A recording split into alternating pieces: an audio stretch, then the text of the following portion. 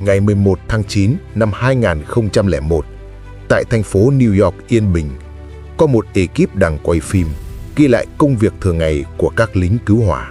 Một bộ phim tài liệu về một ngày trong đời của họ. Lúc 8 giờ 46 phút sáng, họ đang thực hiện nhiệm vụ kiểm tra thường lệ trên đường phố Manhattan.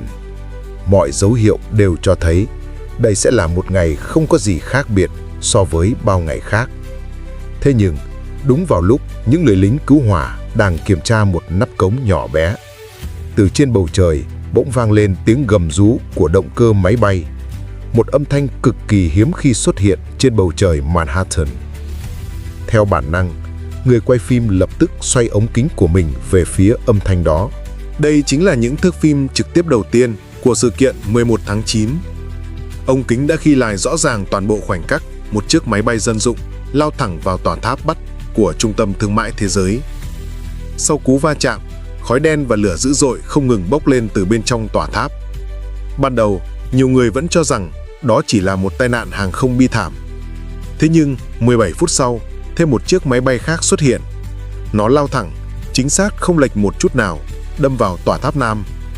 Đến lúc này, mọi nghi ngờ đã có lời giải đáp. Đây không phải là tai nạn hàng không. Đây là một cuộc tấn công khủng bố có chủ đích, được lên kế hoạch kỹ lưỡng. Và mục tiêu của những kẻ khủng bố chính là trái tim của nước Mỹ. Trung tâm kinh tế, World Trade Center, trung tâm quân sự, Lầu Năm Góc, và cả trung tâm chính trị, Washington DC. Chỉ 34 phút sau khi Nam Tháp bị trúng đòn, tại thủ đô Washington, chiếc máy bay thứ 3 đã lao vào trụ sở Bộ Quốc phòng Mỹ, Lầu Năm Góc. Cùng lúc đó, một chiếc máy bay thứ 4 cũng đang lao nhanh về phía mục tiêu. Chào mừng các bạn đến với Beam & Military, nơi sẽ cùng bạn tìm hiểu từ đầu đến cuối toàn bộ sự thật về cuộc chiến tranh chống khủng bố. Hôm nay, chúng ta sẽ nói về cuộc trả thù của Bin Laden, sự kiện 11 tháng 9. Sau khi vụ khủng bố xảy ra, toàn nước Mỹ rơi vào hỗn loạn. Tất cả các công trình trọng điểm đều tiến hành sơ tán quy mô lớn. Bầu không khí hoảng loạn nhanh chóng bao trùm cả đất nước. Không ai biết liệu còn có thêm những cuộc tấn công nào khác sẽ xảy ra. Tại Washington DC, hàng loạt cơ quan chính phủ đã phải khẩn cấp sơ tán. Thực tế, ngoài Trung tâm Thương mại Thế giới và Lầu Năm Góc, trong ngày hôm đó còn có một mục tiêu tấn công thứ 3. Đó chính là tòa nhà Quốc hội Mỹ. Chiếc chuyến bay số 93 của United Airlines đã bị những kẻ khủng bố cướp quyền kiểm soát, với mục tiêu cuối cùng là lao thẳng vào tòa nhà Quốc hội.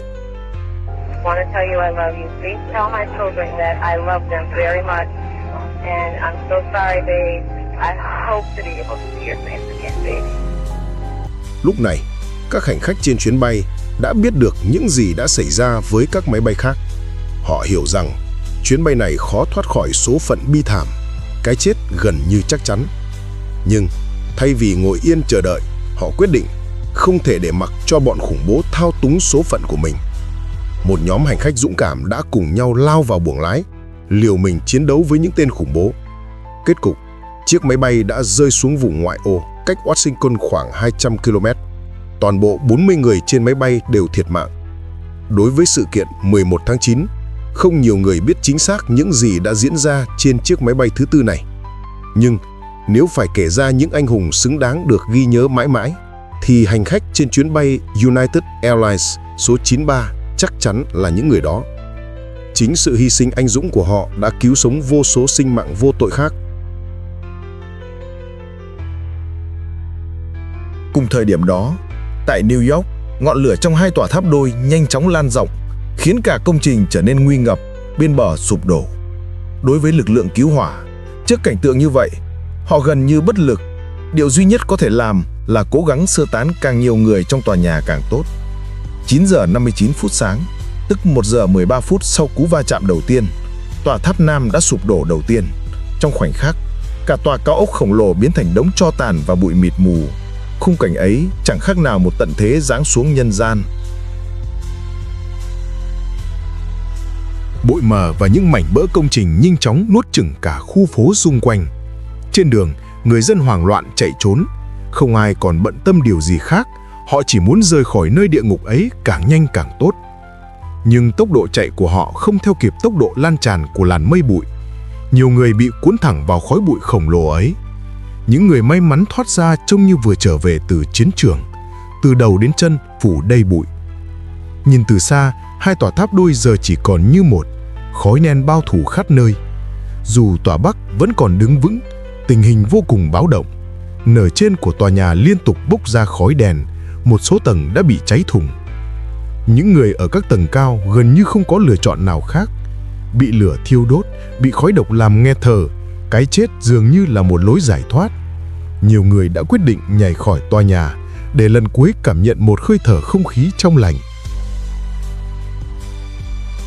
10 giờ 28 phút, tòa tháp Bắc không còn khả năng chống lại sức mạnh của ngọn lửa, ầm ầm sụp đổ. Từ đây, trung tâm thương mại thế giới, công trình biểu tượng của New York, tháp đôi, không còn tồn tại. Điều đáng chú ý là tháp đôi được thiết kế bởi kiến trúc sư người Mỹ gốc Nhật Yamiki Shiki. Theo lời trợ lý của ông khi còn sống, vì trước đó từng xảy ra sự cố máy bay ném bom của quân đội Mỹ đâm nhầm vào tòa Empire State, nên kết cấu tháp đôi được thiết kế để có thể chống chịu va chạm trực diện từ máy bay cỡ lớn. Nguyên nhân khiến tòa tháp sụp đổ không phải do lực va chạm trực tiếp của máy bay, mà là vì lượng nhiên liệu khổng lồ trong khoang gây ra đám cháy dữ dội, làm khung thép chống đỡ của tòa nhà mềm đi. Cuối cùng, dưới sức nặng chính nó, tòa tháp đã đổ sụp. Trong sự kiện 11 tháng 9, ít nhất 2.996 người đã thiệt mạng hoặc mất tích. Con số này còn nhiều hơn trận Trân Châu Cảng 593 người. Đây được xem là vụ tấn công nghiêm trọng nhất mà nước Mỹ từng phải hứng chịu trên lãnh thổ của mình. 8 giờ 32 phút sáng, ngày 11 tháng 9, Tổng thống Mỹ George W. Bush rời phòng tại khu nghỉ mát ven biển ở bang Florida. Trong lịch trình hôm nay, ông dự kiến đến thăm một trường tiểu học địa phương để đọc truyện và giao lưu cùng các em nhỏ. Trước khi sự kiện bắt đầu, Giám đốc phòng tình huống của Nhà Trắng đến gần Bush và nói nhỏ: "Thưa ngài, có khả năng một chiếc máy bay 2 động cơ đã đâm vào trung tâm thương mại thế giới." Nghe tin này, mục sư Nhà Trắng đi cùng và cả hiệu trưởng đều cho rằng thật là một tai nạn khủng khiếp, chắc hẳn thời tiết ở New York rất xấu.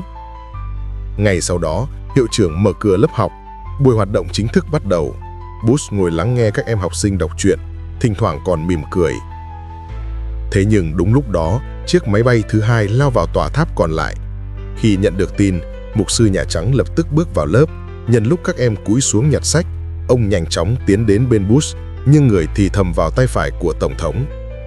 Thêm một chiếc máy bay nữa đã đâm vào tháp đôi, nước Mỹ đang bị tấn công. Bush nghe xong, cố gắng kiềm chế nét mặt, tránh để lộ sự hoảng loạn trước ống kính máy quay. Ít phút sau, buổi hoạt động kết thúc. Bush cùng các quan chức cấp cao Nhà Trắng tập trung ở phòng bên cạnh để nghe báo cáo tình hình và chuẩn bị cho tuyên bố ban đầu. Hôm nay, chúng ta đã chứng kiến một thảm kịch quốc gia. 2 chiếc máy bay đã đâm vào trung tâm thương mại thế giới trong một vụ tấn công khủng bố rõ ràng nhằm vào đất nước chúng ta. Hôm nay, chúng ta đã chứng kiến một thảm kịch quốc gia. 2 chiếc máy bay đã đâm vào trung tâm thương mại thế giới trong một vụ tấn công khủng bố rõ ràng nhằm vào đất nước chúng ta. Và chính vào khoảnh khắc đó, tôi nhận ra rằng chúng ta đang ở trong chiến tranh. Anh viết đấy, chiếc máy bay đầu tiên là một tai nạn, chiếc thứ hai là một cuộc tấn công, và chiếc thứ ba là một lời tuyên chiến. Tình hình vô cùng khẩn cấp. Ngay cả khi Tổng thống chưa kịp tới sân bay, động cơ của chiếc không lực 1 Air Force One đã được khởi động. Vì không ai biết liệu sẽ còn thêm vụ tấn công nào nữa, nên nhiệm vụ quan trọng nhất lúc này là phải đưa Tổng thống lên không trung càng sớm càng tốt, ít nhất ở trên trời sẽ an toàn hơn. Do đó, ngay khi Bush vừa bước lên máy bay, thậm chí cửa khoang chưa kịp đóng kín, không lực 1 đã bắt đầu lăn bánh và tăng độ cao một cách dốc đứng để nhanh chóng rời khỏi khu vực nguy hiểm. Trên máy bay, Bush bày tỏ mong muốn sớm quay trở lại Washington, nhưng quyết định ấy đã bị mật vụ bác bỏ. Bởi lẽ, Lầu Năm Góc vừa bị tấn công và Nhà Trắng rất có thể sẽ trở thành mục tiêu tiếp theo. Sau khi cân nhắc, họ quyết định đưa Tổng thống bay tới một căn cứ không quân ở bang Louisiana. Đáng chú ý, trong chuyến bay này còn xuất hiện một tình tiết gây tranh cãi. Cùng lúc đó, trong hầm ngầm dưới Nhà Trắng, Phó Tổng thống Dick Cheney đã ra lệnh. Bất kỳ máy bay dân dụng nào không có tín hiệu phản hồi hoặc bay sai quy định đều phải bị bắn hạ ngay lập tức. You have authorization to shoot down any aircraft deemed a threat. Nghe qua thì dường như không có vấn đề gì, nhưng cần lưu ý rằng trong hệ thống chỉ huy quân sự của Mỹ, Phó Tổng thống không có quyền ra lệnh bắn hạ máy bay. Ngoài Tổng thống, chỉ có Bộ trưởng Quốc phòng mới có thẩm quyền này. Thời điểm đó, Bộ trưởng Quốc phòng Donald Rumsfeld đang trực tiếp chỉ huy công tác cứu hộ tại Lầu Năm Góc, nên về lý thuyết, Cheney hoàn toàn không có quyền ban hành mệnh lệnh như vậy. Mặc dù sau đó, Cheney đã lập tức gọi điện cho Bush và nhận được sự đồng ý. Ông cũng khẳng định rằng, trước khi ra lệnh, mình đã liên lạc với Tổng thống. Tuy nhiên, hai người không hề bàn bạc chi tiết về việc bắn hạ, nên chuyện thực tế ra sao thì không ai có thể xác nhận rõ ràng. Vậy tại sao chi tiết nhỏ này lại quan trọng? Bởi vì Dick Cheney không phải là một phó tổng thống bình thường. Ông được mệnh danh là phó tổng thống quyền lực nhất trong lịch sử nước Mỹ. Thậm chí có nhiều ý kiến cho rằng Cheney mới chính là tổng thống ngầm, người đứng sau điều khiển nhiều quyết sách của Bush. Trong sự kiện 11 tháng 9, cuộc chiến Afghanistan và sau đó là chiến tranh Iraq, Cheney đều đóng vai trò vô cùng quan trọng. Vì thế, có lẽ chúng ta nên làm quen trước với nhân vật này. Quay trở lại diễn biến chính. Sau khi hạ cánh xuống căn cứ không quân ở bang Louisiana, Tổng thống Bush một lần nữa đứng trước toàn dân để phát biểu. Tôi đã kêu gọi người dân Mỹ cùng tôi gửi lời cảm ơn đến tất cả những người đã nỗ lực cứu giúp đồng bào của chúng ta và cùng tôi cầu nguyện cho các nạn nhân cũng như gia đình của họ.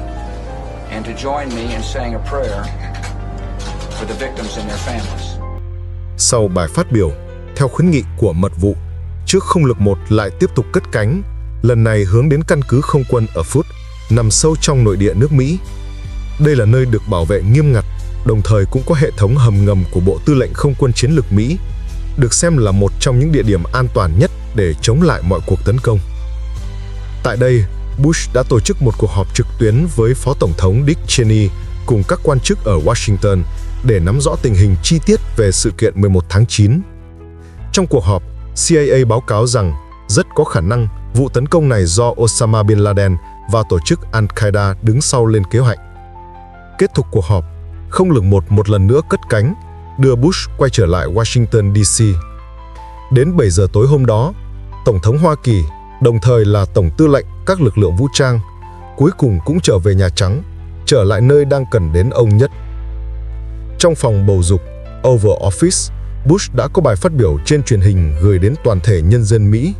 Những cuộc tấn công khủng bố có thể làm rung chuyển nền móng của những tòa nhà cao nhất của chúng ta, nhưng chúng không thể chạm tới nền tảng của nước Mỹ.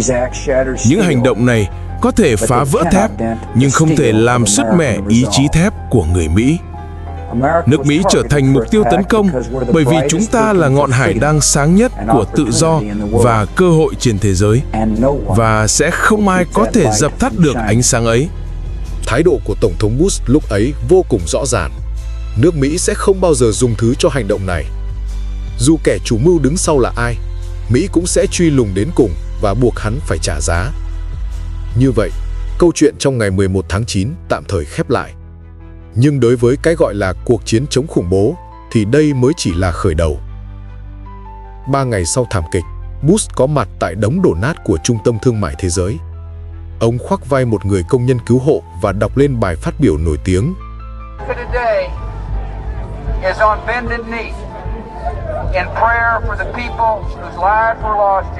Nước Mỹ đang quỳ gối và cầu nguyện cho những người đã mất mạng ở đây.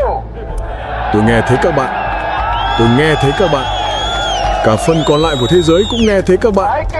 Và những kẻ đã phá đổ những tòa nhà này sẽ sớm nghe thấy tiếng nói của tất cả chúng ta.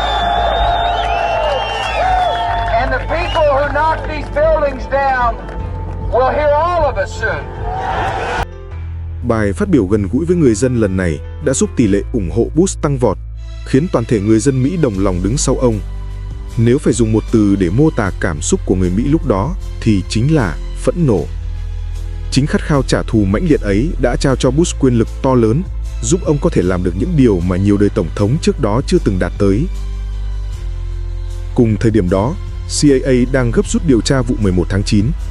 Rất nhanh sau đó, họ phát hiện trong danh sách hành khách của chuyến bay bị tấn công có tên một thành viên quan trọng của Al-Qaeda. Xét đến việc trước 11 tháng 9, tổ chức này từng nhiều lần phát động tấn công nhằm vào Mỹ, cộng thêm những bằng chứng liên quan, CIA gần như không cần phân tích nhiều, đã lập tức xác định Al-Qaeda là thủ phạm, và Osama Bin Laden trở thành mục tiêu truy nã số 1. Theo lẽ thường trong điều tra, khi đã xác định nghi phạm, bước đột phá quan trọng chính là lần theo gia đình và bạn bè của kẻ đó. Thế nhưng, trong quá trình truy bắt Bin Laden, lại có một tình tiết đặc biệt đáng chú ý. Sau sự kiện 11/9, toàn bộ chuyến bay dân dụng ở Mỹ đã bị đình chỉ suốt 3 ngày. Nhưng có một nhóm người lại được phép tiếp tục bay. Đó chính là người thân của Bin Laden cùng nhiều công dân Ả Rập Xê Út khác. Ngày 13/9, với sự phê chuẩn của Nhà Trắng, 6 chiếc máy bay tư nhân cùng hàng chục chuyến bay thương mại đã chở thân nhân của Bin Laden và nhiều người Ả Rập Xê Út rời khỏi Mỹ. Tổng cộng có 142 công dân Ả Rập Xê Út, trong đó bao gồm 24 người thuộc gia tộc Bin Laden. Gia tộc này vô cùng đông đúc. Cha của Bin Laden có tới 52 người con và hơn 20 người vợ. Tính cả anh em cùng dòng và con cháu đời sau, quy mô gia đình lên tới hơn 1.000 người. Trong gia tộc đó, Bin Laden thường được mô tả là kẻ lạc loài, và phía gia đình khẳng định họ đã cắt đứt quan hệ với ông ta từ năm 1994. Thế nhưng thực tế lại không hẳn như vậy. Trước sự kiện 11/9, khi một người con trai của Bin Laden tổ chức đám cưới tại Afghanistan, nhiều thành viên gia tộc vẫn tham dự và duy trì mối liên hệ mật thiết về ông ta. Điều đáng chú ý là cả FBI lẫn chính phủ Ả Rập Xê Út đều cho rằng 24 thân nhân Bin Laden này vô tội, không nên gắn họ trực tiếp với vụ 11/9. Nhưng trong bối cảnh dư luận Mỹ đang phẫn nộ tột độ, lựa chọn tốt nhất lúc đó chính là đưa họ rời khỏi nước Mỹ càng sớm càng tốt. Nhìn lại sau này, quyết định ấy thực sự khó hiểu. Một khi những người này đã rời khỏi Mỹ, thì khả năng điều tra, thẩm vấn sâu hơn gần như không còn, khiến công việc trở nên khó khăn hơn gấp bội.